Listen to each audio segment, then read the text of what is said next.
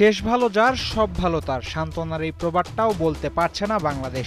শেষে এসেই নিজেদের সবচেয়ে নিচে নামালো মেহেদী হাসান মিরাজের দল। আফগানিস্তানের বিপক্ষে ১০০-র নিচে অল আউট হলো টাইগাররা।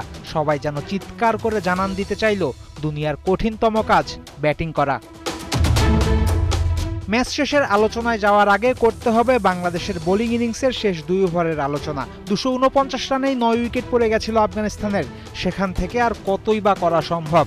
আফগানিস্তান করেছে ২৯৩ রান। মোহাম্মদ নাবি একাই নিয়েছেন ৪৪ রান। ব্যথা পেয়ে বোলিং ছেড়ে উঠে গেছিলেন নাহিদ রানা। ওভারের বাকি ৪ বল করতে এসে মিরাজ দিয়েছেন ২২ রান। ইনিংসের শেষ ওভারে হাসান মাহমুদ খেয়েছেন ১৯।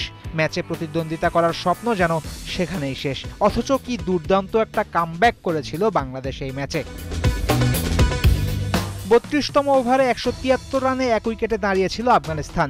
সেখান থেকে হয়তো ৩০০ পেরিয়েও যেতে পারত দলটা, কিন্তু বোলার সাইফ হাসান নিলেন ভয়ঙ্কর রূপ। পার্ট টাইমে স্পিনার একে একে আউট করেছেন সাদিকুল্লাহ আতেল, হাশমতুল্লাহ শাহিদী এবং ইকরাম আলী খিলকে। ডিরেক্ট থ্রোতে ইব্রাহিম জাদরানকে আউট করেন নাহিদ রানা। আবার ৯৫ রানে কাটা পড়ে ইব্রাহিম রাগ ঝেড়েছেন চেয়ারে লাথি মেরে। আবুধাবিতে এদিনের পিচ আগের ২ ওয়ানডের চেয়ে ভালো ছিল। আফগানিস্তানও রান করেছে প্রায় ৩০০। বাংলাদেশও খারাপ করবে না ব্যাটিংয়ে তেমনই প্রত্যাশা। অথচ ঘটল উল্টোটা।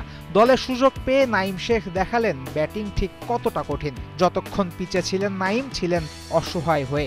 আউট হয়ে যেন মুক্তি পেয়েছেন। নাজমুল হোসেন শান্তর গল্পও খানিক একই। ক্যাপ্টেন্সির সাথে যেন শান্তর ব্যাটিং সক্ষমতাও চলে গেছে। সিরিজ শেষ করেছেন আরও একটা ব্যর্থতার গল্প লিখে। প্রথম ২ উইকেট হারিয়েই ম্যাচ জেতার স্বপ্ন ধুলোয় মিটেছিল বাংলাদেশের। সম্মান হারানোর শঙ্কা জাগে দলীয় ৫৯ রানে তাওহিদ হৃদয়ের বিদায়ে। বাকি ম্যাচের গল্প ঘটেছে ফাস্ট ফরওয়ার্ডে। ১৭০ রানেই ৪ উইকেট হারিয়েছে টাইগাররা।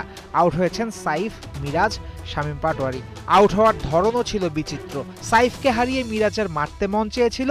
পাটোয়ারির রান আউট হয়েছে আল শেমির কারণে। নিজের উদ্ভট ব্যাটিংয়ের চিহ্ন রেখে সোহান আউট হয়েছেন ২ রানে। তখন স্কোরবোর্ডে ৭৪-এ ৭ উইকেট।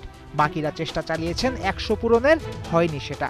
শেষ ব্যাটার হিসেবে হাসান মাহমুদ যখন আউট হয়েছেন তখন বাংলাদেশের রান ৯৩। ইব্রাহিম জাদরানের একার রানের চেয়ে ২ কম।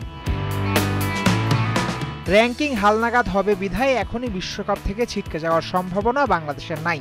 কিন্তু এমন পারফরমেন্স দিয়ে মুখ ঢাকানোর জায়গা কি বাংলাদেশের আছে? ঘরের মাঠে ওয়েস্ট ইন্ডিজের বিপক্ষে সিরিজটাও কি জেতা যাবে? ফয়সাল হাবিব, ৭১।